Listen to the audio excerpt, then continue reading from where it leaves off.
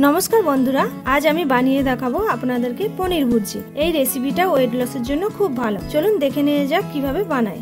প্রথমে আমি পনিরটাকে গ্রেট করে নিলাম।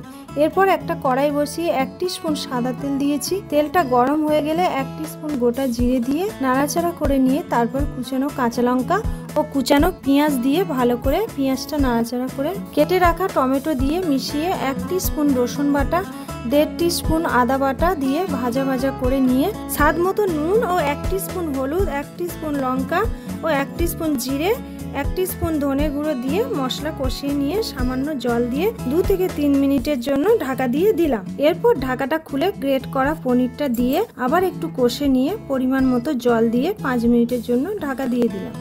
5 মিনিট হয়ে গেলে ঢাকাটা খুলে 1 টিস্পুন বাটার দিয়ে ভালো করে মিশিয়ে নিয়েছি। এরপর গ্যাসটা অফ করে ধনেপাতা কুচি দিয়ে নামিয়ে নিলাম। তারপর রুটির সাথে সার্ভ করুন। আপনারা যদি কোনো রেসিপি দেখতে চান কমেন্ট করে জানাবেন। রেসিপিটা ভালো লেগে থাকলে প্লিজ লাইক শেয়ার এবং সাবস্ক্রাইব করতে ভুলবেন না। ধন্যবাদ।